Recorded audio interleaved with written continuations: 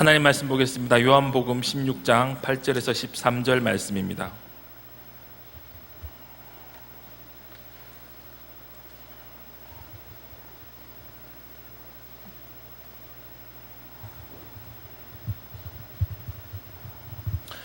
요한복음 16장 8절에서 13절 말씀입니다. 한 절 한 절 교독하도록 하겠습니다. 그가 와서 죄에 대하여 의에 대하여 심판에 대하여 세상을 책망하시리라.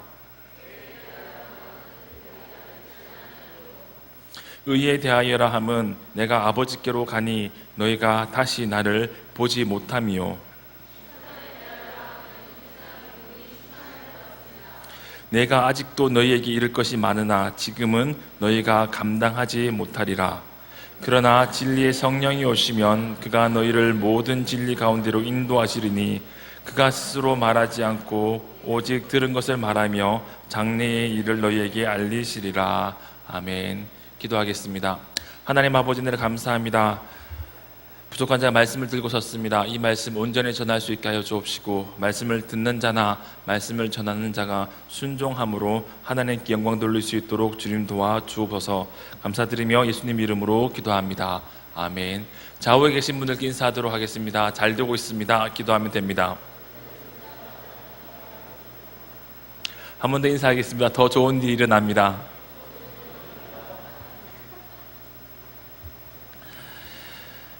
신앙생활을 하면서 정말 깊은 신앙으로 나가기 위해서 정말 필요한 것이 중 하나가 성령 하나님이 어떠한 분이신지 깨달아 아는 것이 필요합니다. 오늘 말씀을 통해서 성령 하나님이 어떠한 분이신지 깨달아 알 수 있는 은혜가 있길 주님의 이름으로 축원드립니다. 성령에 대해서 건강한 이해가 없을 때 건강한 신앙으로 성장하기 어렵습니다. 성령에 대해서 우리가 쉽게 오해하는 것 중 하나는 성령 하나님을 어떠한 능력으로 이해하는 것입니다. 예전에 제가 기독교 문화 관련된 과목을 대학교 시절에 들었던 적이 있었습니다. 교양 과목이었는데요. 그때 한 교수님이 이제 목사님이셨습니다.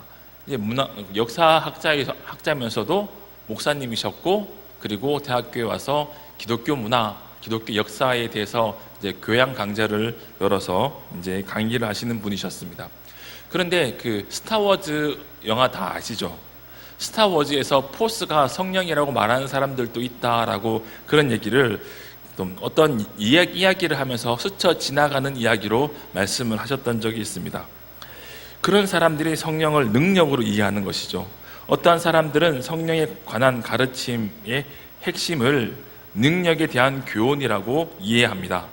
여기서 말하는 능력이란 마땅히 해야 한다고 하는 것을 알고 그 일을 할 수 있도록 만드는 능력을 주시는 분이 바로 하나님이다, 성령 하나님이다 라고 이야기하는 것이죠. 누가복음 24장 49절에 이렇게 기록되어 있습니다. 볼지어다 내가 내 아버지께서 약속한 것을 너희에게 보내리니 너희는 위로부터 능력으로 입혀질 때까지 이 성에 머물라 하시니라. 성령 하나님을 능력이라고 표현합니다. 능력이 입혀질 때까지 이 성 예루살렘을 떠나지 말고 여기서 기도하라라고 하신 말씀을 놓고 성령 하나님을 능력으로 설명합니다. 사도행전 10장 38절에 또 이렇게 기록되어 있습니다. 하나님이 나사렛 예수에게 성령과 능력을 기름 붓듯 하셨으며, 예수님에게 성령과 능력을 기름 붓듯 하셨다라고 이야기하면서 성령과 능력에서 과는 동격을 의미합니다. 성령 이꼬르 능력을 예수에게 기름 붓듯이 부어주셨다라고 사도행전에 이렇게 기록되어 있습니다. 이런 말씀들을 근거로 성령 하나님이 능력 그 자체라고 이해하고 그 능력 그 자체 가운데 사로잡히는 것이 중요하다라고 생각하고 능력을 덧입기 위해 기도하는 사람들이 있습니다. 그것이 성령 하나님을 이해하는 가장 중요한 열쇠다라고 이해하고 그렇게 능력을 덧입기 위해 기도하는 그런 사람들에게는 몇 가지 부작용적으로 생기는 문제들이 생깁니다. 개인 중심적인 신앙 모습, 감정 기복이 신앙의 기복으로 연결됩니다. 개인에게만 집중하고 공동체를 향한 마땅히 해야 하는 사랑과 섬김을 외면하고 인간 중심적으로 성령의 능력을 기도하는 것을 통해서 내가 통제할 수 있고 성령의 능력을 내가 가지고 와서 내 마음대로 내 뜻대로 사용할 수 있다라고 생각하는 그러한 신앙에 빠질 수 있게 되는 것이죠. 이렇게 성령을 능력으로 이해하는 신앙과 달리 또 다르게 성령에 대해서 잘못 이해하는 경우들이 있습니다. 그것은 은사를 주시고 은사를 시행하는 하나님이 성령 하나님이다. 성령 하나님의 사역에 있어서 은사를 주시고 은사를 시행하는 것이 가장 중요한 사역이라고 이해하는 사람들이 있습니다. 이러한 사람들은 성경에서 특별히 고린도 교회에 나타났던 일입니다. 그 성령의 은사를 통해서 은사로 많은 사역들을 하고 그러는 것을 통해서 능력을 경험합니다. 그렇게 많은 은사들을 가지고 성령의 능력을 경험하는 것을 통해서 그 은사가 많은 것이 그 신앙의 성숙함 혹은 바른 믿음, 능력 있는 믿음이라고 오해하고 자기의 내적으로 성숙해 나가는 것에 대해서 이해하지 못합니다. 성령께서 우리 마음 가운데 찾아오셔서 우리의 마음을 변화시키시고 인격적으로 예수 그리스도를 닮아가게 하는 것을 통해 성령의 열매를 맺는 삶을 중요하게 여기지 않고 은사를 사용하는 것을 통해서 자기 안에 은혜를 채우고 은혜를 경험하고자 하는 사람들이 그러한 문제들을 드러내게 되는 것입니다. 은사도 하나님의 은혜입니다. 하나님께서는 우리에게 은혜 주시고 은혜를 통해서 우리를 구원하셨습니다. 하나님께서 우리에게 은사를 부어주시는 것도 그 은혜 중 일부분입니다. 그러나 그렇게 은사를 부어주시는 은혜가 일부분에 해당되는 것이지 성령 하나님 사역의 가장 중심이 되는 사역이 될 수 없는 것입니다.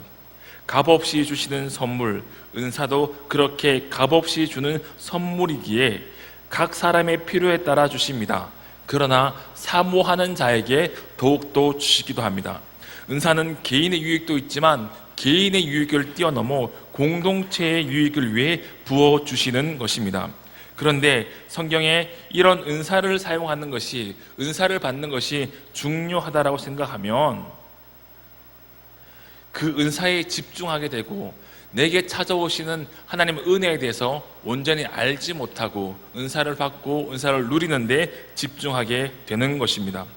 성령을 오해하게 되면 하나님을 온전히 알 수 없습니다.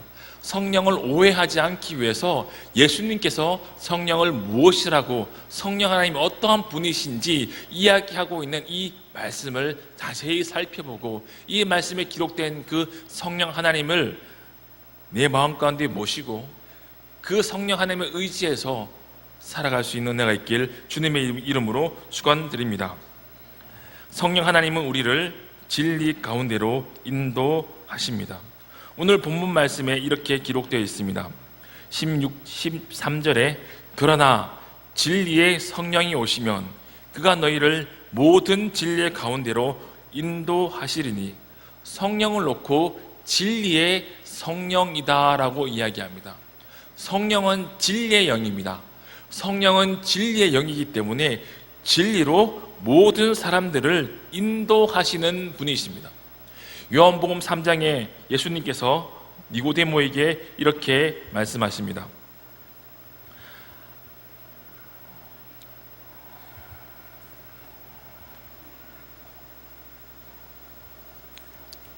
예수께서 대답하여 이르시되 진실로 진실로 내게 이르노니 사람이 거듭나지 아니하면 하나님 나라를 볼 수 없느니라.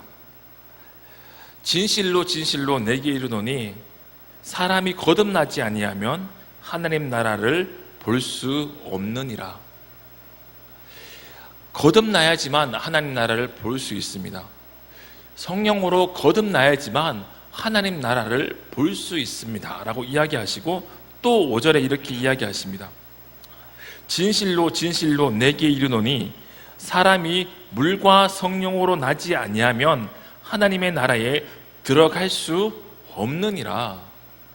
다시 태어나야지만 하나님 나라를 볼 수 있고 다시 태어나야지만 하나님 나라에 들어갈 수 있다라고 예수님께서 말씀하십니다. 성령 하나님께서 우리를 진리 가운데로 인도하십니다.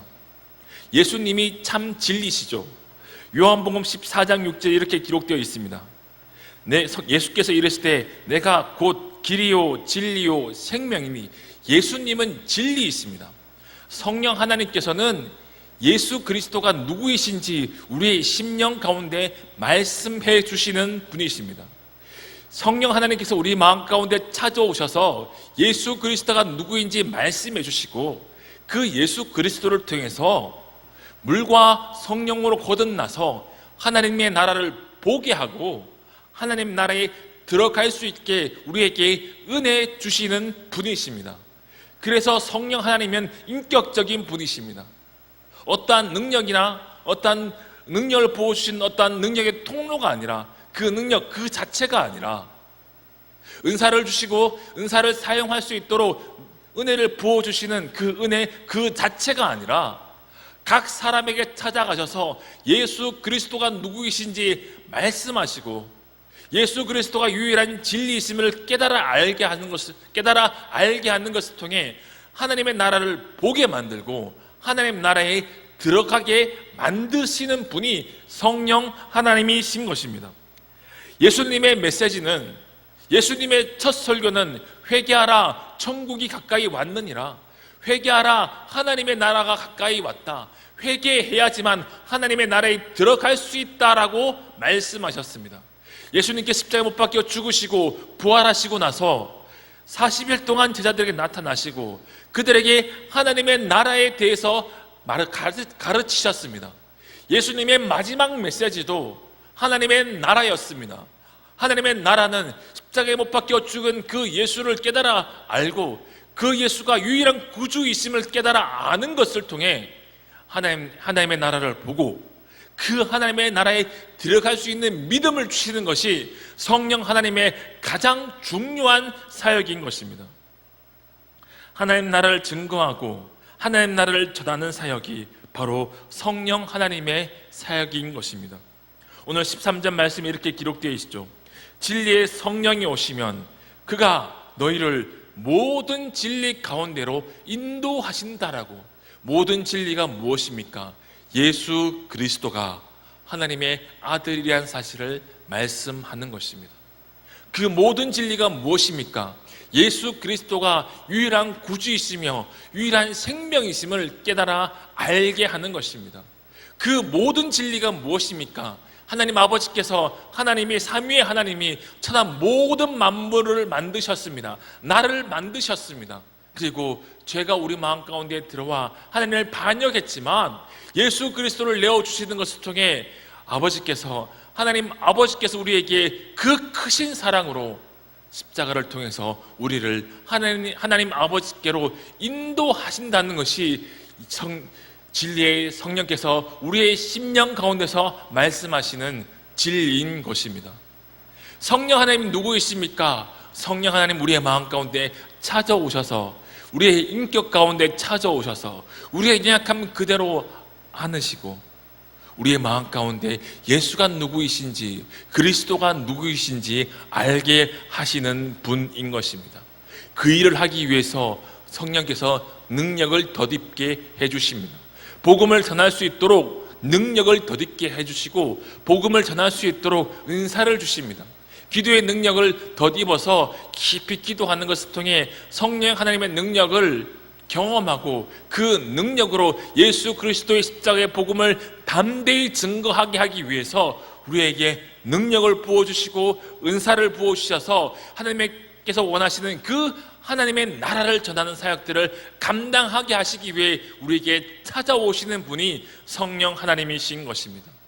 성령 하나님을 어떠한 능력으로 이해해서는 되지 않습니다. 성령 하나님은 어떠한 은사를 주시는 하나님의 능력의 통로로 이해해서도 되지 않습니다. 성령 하나님은 하나님의 그 자체이신 것입니다. 나를 만드시고 나를 아시고 나를 구원하시기로 작정하시고 나를 십자가 앞으로 이끌어 가시는 그 하나님이 바로 성령 하나님이신 것입니다.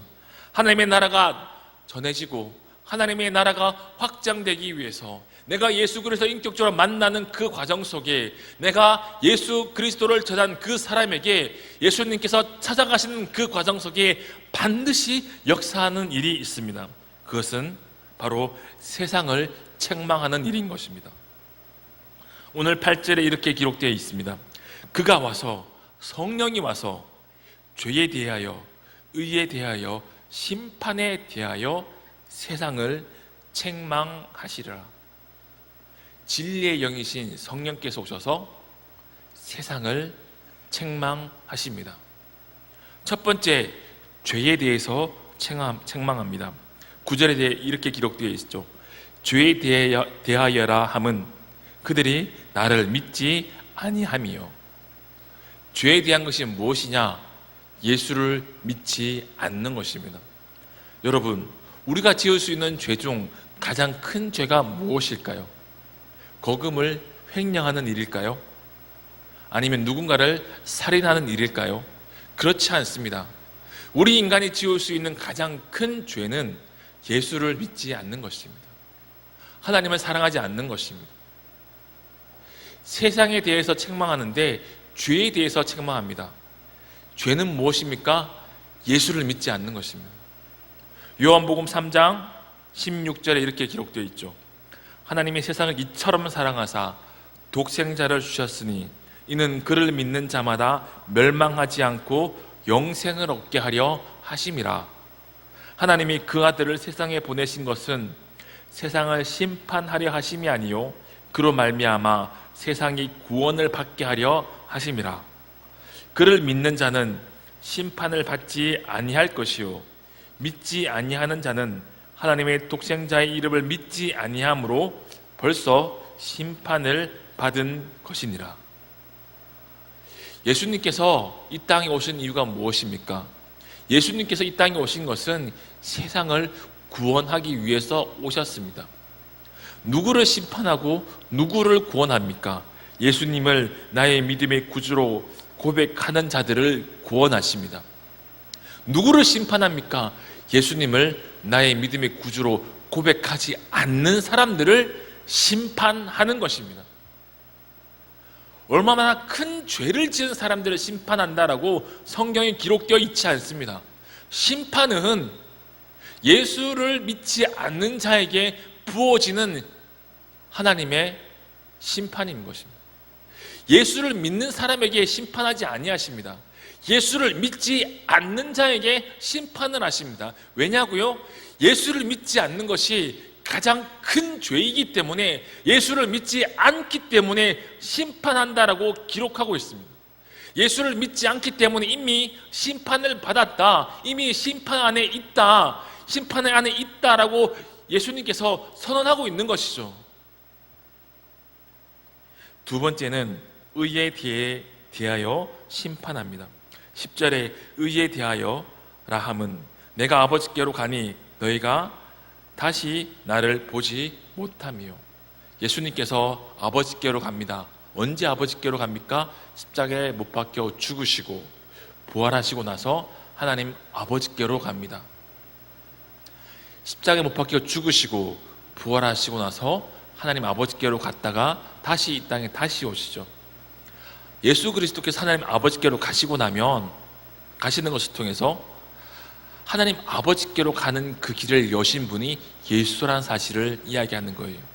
이 의는 예수님만이 유일한 구원의 길이다라고 말하는 것이 여기서 말하는 의입니다. 세상은 구원의 길이 많이 있다라고 이야기합니다. 예수를 믿지 않는다 할지라도 구원받을 수 있는 길이 많이 있다라고 이야기합니다. 그러나 성경은 그렇게 이야기하고 있지 않습니다. 구원을 받을 수 있는 방법은 예수 그리스도 십자가를 통과하는 방법 이외에는 어떠한 방법도 없습니다.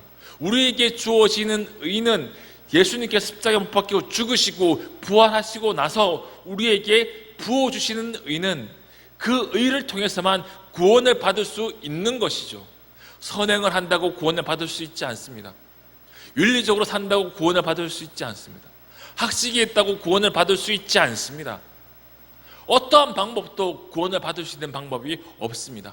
아무리 많은 죄를 지었다 할지라도, 큰 돈을 훔쳤다 할지라도, 많은 사람들에게 위해를 가하고 심지어 사람을 죽였다 할지라도, 심지어 간음을 하고 많은 사람들에게 행악을 했다 할지라도, 그럼에도 불구하고 그 죄를 덮을 수 있는 것은 십자가에 못 박혀 죽은 예수를 믿는 방법인 것입니다.